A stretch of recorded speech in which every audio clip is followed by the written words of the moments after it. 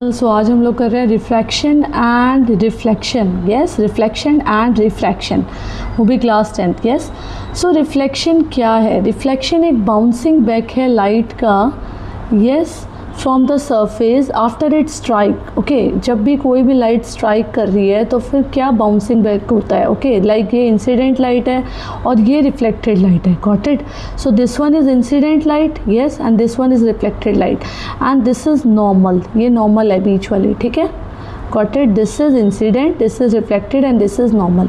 Reflection एक phenomena है जिसके अंदर लाइट जो होती है वो रिटर्न करती है सेम मीडियम में एक बारी स्ट्राइक करने के बाद. क्लियर? सो मीडियम सेम ही रहा क्योंकि लाइट क्या है, इस तरीके से आ रही है और फिर उस तरीके से जा रही है. क्लियर?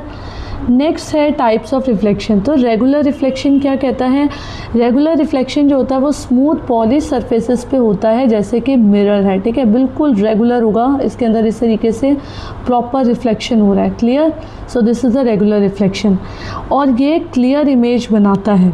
एंड डिफ्यूज़ रिफ्लेक्शन क्या होता है? जो कि रफ़ सरफेसेस के ऊपर होता है, बिल्कुल जैसे रफ़ होती है, जैसे कि वॉल हो गया या पेपर हो गया जो रफ़ है.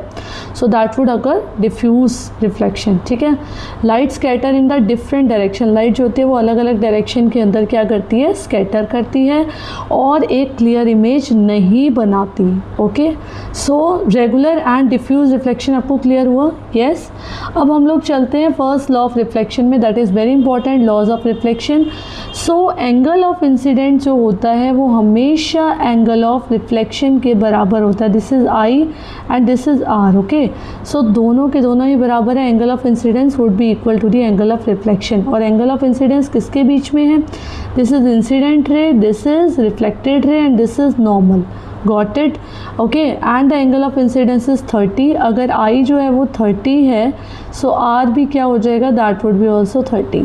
और अगर आई 45 है so the R would be also equals to 45. ठीक है, सो ये बहुत इंपॉर्टेंट लॉ है कि एंगल ऑफ इंसिडेंस किसके बराबर है? एंगल ऑफ रिफ्लेक्शन के. सेकेंड लॉ क्या कहता है रिफ्लेक्शन का? जो इंसिडेंट रे है, रिफ्लेक्टेड रे है और जो नॉर्मल है, this is incident ray, this is reflected ray and this is normal, ये तीनों के तीनों सेम प्लेन में लाई करती हैं. इंसिडेंट रे जो होती है ray of the light that strike the reflecting surface. Okay, normal एक इमेजिनरी लाइन है जो कि परपेंडिकुलर ड्रॉ करी हुई है, 90 डिग्री बना रही है. क्लियर? और जो रिफ्लेक्टेड रे है वो रे ऑफ द लाइट है जो कि बाउंस बैक हो रही है, जो कि वापस जा रही है. This. Got it? So this is the second law of reflection. Got it?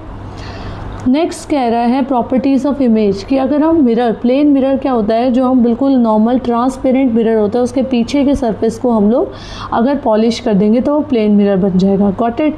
So plane mirror की क्या क्या प्रॉपर्टीज़ होंगी? इमेज क्या बनेगी? हमेशा वर्चुअल और डायरेक्ट सीधी बनेगी.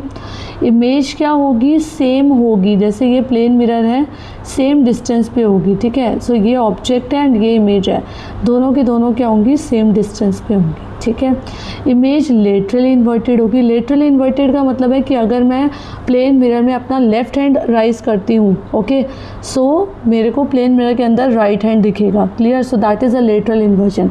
लेटरल इन्वर्जन का बहुत बड़ा एग्जांपल है एम्बुलेंस. एम्बुलेंस के अंदर जो एम्बुलेंस होती है वो कैसे लिखी हुई होती है? वो इस तरीके से लिखी हुई होती है, उल्टी. ठीक है, क्लियर? ओके, क्यों? क्योंकि जिससे जो रियर व्यू मिरर होता है कार के अंदर, जिससे वो एम्बुलेंस सीधी दिख जाए, और जब वो सीधी दिख जाएगी तो ईज़िली हम लोग वे दे देंगे एम्बुलेंस को जाने के लिए. Clear? So that is a lateral inversion. Okay, image जो होगी वो स्क्रीन पे ऑब्टेन नहीं होगी क्योंकि ये वर्चुअल होगी. किसमें? प्लेन मिरर के अंदर. और प्लेन मिरर एक क्लियर इमेज प्रोड्यूस करता है due to the regular reflection. Regular reflection हो रहा है प्रॉपर. ठीक है, रफ नहीं है सरफेस, क्या है? स्मूथ है. Got it?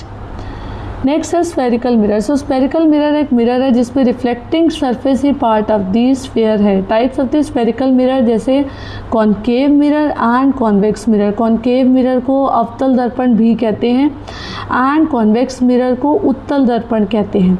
So concave mirror क्या है? रिफ्लेक्टिंग सरफेसेस कर्व्ड इनवर्ड्स, अंदर की तरफ कर्व्ड होती है कॉनकेव मिरर के अंदर. और ये कन्वर्जिंग मिरर है क्योंकि ये पैरेलल रेज को टुगेदर एट द फोकस पे लेकर आता है.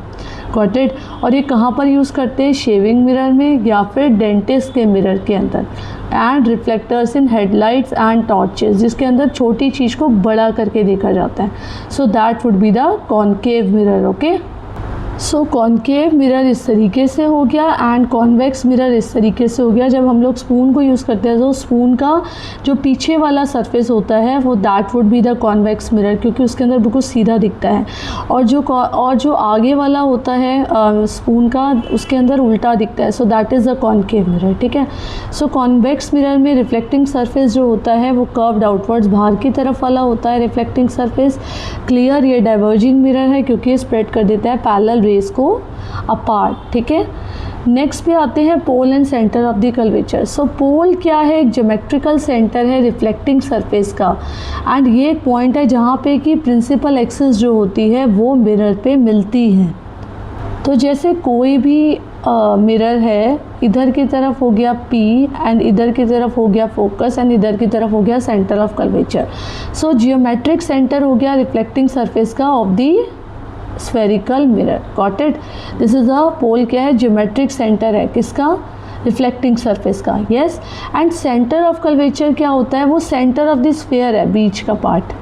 Clear? Is the centre of the sphere where the spherical mirror is a part. Got it. Concave mirror में जो सी होता है वो मिरर के फ्रंट में होता है. ठीक है, इधर की तरफ होगा. और जो कॉन्वेक्स मिरर होगा उसके अंदर जो सी होगा वो पीछे की तरफ होगा. ठीक है. This is P and this is F. Got it. Pole and centre of the curvature. Next, radius of the curvature. So radius of the curvature एक डिस्टेंस होता है पोल और एक सेंटर ऑफ द कर्वेचर के बीच में. जैसे कि P है, ये C है और ये F है. So this would be R. ये पूरा का पूरा R होगा. Got it. And important formula would be R equals to 2F. Got it. Because F क्या है? ये फोकल लेंथ है. Okay, and this is the radius. So radius would be equals to twice of F. Clear? So this is the relationship between the radius of the curvature and the focal length. Next, principal axis, principal focus and aperture. So principal axis is the imaginary straight line that passes through the pole and the center of the curvature. So this is the principal axis. Okay. And principal focus क्या होता है? वो पूरी की पूरी principal axis है. Principal focus क्या होता है? एक पॉइंट होता है प्रिंसिपल एक्सिस पे जहाँ पे सारी की सारी जो रेज ऑफ द लाइट है वो पैरेलल वहाँ पे जाके मिलती हैं. ठीक है. Meet after reflection in the concave mirror and appear to be diverge from in the convex mirror. Got it. So इसके अंदर फोकस पे ही आकर या तो ये मिलेंगी इस तरीके से, यस, और या फिर वो इस तरीके से मिलेंगी इन द नेक्स्ट मिरर.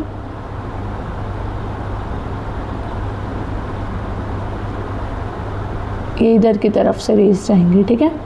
वो मिलेंगे किस पे? फोकस पे. और अपर्चर क्या होता है स्फेरिकल मिरर का? वो एक इफेक्टिव डायमीटर होता है. ठीक है.